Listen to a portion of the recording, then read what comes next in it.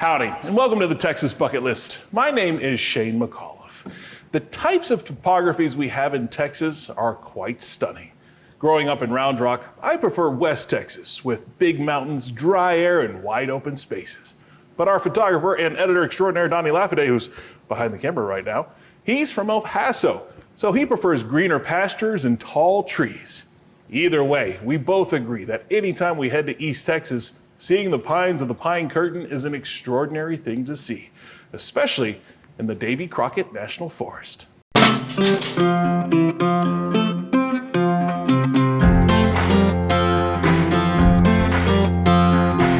Whenever you find yourself in East Texas, you never really want to peel back the Pine Curtain. Instead, you want to get lost in it. Texas is home to 4 national forests, and in between Crockett and Lufkin, you'll find the Davy Crockett National Forest. This area has served the public, I think, in so many different ways. Jimmy Tyree is the district ranger for the Davy Crockett National Forest, and he doesn't beat around the bush when it comes to his favorite forests in Texas. So which one's the best national forest in the state? Oh, it's Davy Crockett. A little bit small, 160,000 acres, but does a lot of work. At the center point of the Davy Crockett National Forest, you'll find the Ratcliffe Lake Recreation Area. Built by the Civilian Conservation Corps in 1936, it's a great place to set up camp. Beautiful from every angle. It is, it really is. Not a bad campsite in the whole place. The sights, the smells, and the sounds are what set this park apart. A lot of people enjoy the quietness and the birds. Yeah, they are out in force today. They are. Simply sitting back and letting the songbirds serenade you is something that's good for the soul. Well, nobody gets a chance to be quiet anymore.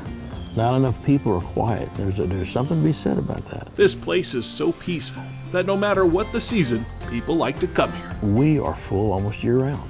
Even in the summertime, when it can be brutal, people are still coming out here enjoying it, and that says a lot. It's a testament to the shade here. Ooh, I mean, a lot of trees, a lot of trees. Before this park became a safe haven for trees that can touch the top of the Texas sky, it was surprisingly home to a sawmill. 1902 to about 1920, the Central Coal and Coke Company logged here. In 1930, the Texas legislature at that time identified this area as something they wanted to go ahead and put into the National Forest System. And then in 1936 is when Roosevelt actually designated the Davy Crockett National Forest. So these are the ruins from the old sawmill from 1902 to 1920. Wow.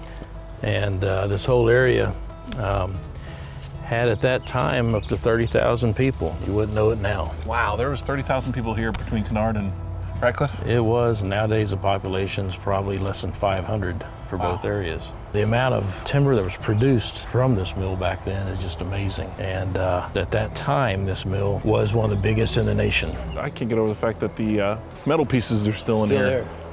Where were they, I guess, tied down the equipment? They did, and and again, artifacts are always being discovered. It is a very active site as far as anytime anything happens here, anytime any work is done, we always have an archaeologist on site monitoring it because something is usually always dug up. Crazy to think, you know, it was a clear shot to the lake from here. It was, and a lot of folks look at the pictures from the 1900s, 1920s, 1930s, and they don't recognize that this is the same place because back then you could see miles. There were 0 trees. They had cut everything down. It's amazing to see what can grow in 100 years. It is, and Mother Nature slowly takes everything back. To this day, logging is still a vital part of the national park. We're still able to provide a tremendous amount of timber. In fact, the output here in the southeast region, we're one of the top in the nation. Even though we're down in the southeast, there are a lot of folks think of the big timber production being up in the northwest, Pacific Northwest. But we actually compete with them down here very strongly. The quickness that the timber grows here is nothing like I've experienced in other places. This area is very unique in that respect.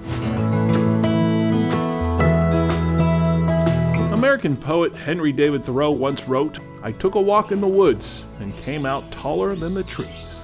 Well, what tall Texan doesn't want to be just a little bit taller? It's just truly amazing, some of the stuff you'll see if you just be still. It really is. And then you look around and you're the only one that saw it.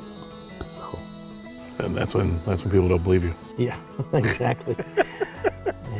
I swear I saw Sasquatch I at the know I Crockett did. National Forest. I know I did. So take a little time to breathe in the pine, or maybe search for the hide-and-seek champion of the world, because I don't have to go out on a limb to say that this is well worth a stop on the Texas bucket list. It's a little jewel for this area. It absolutely is.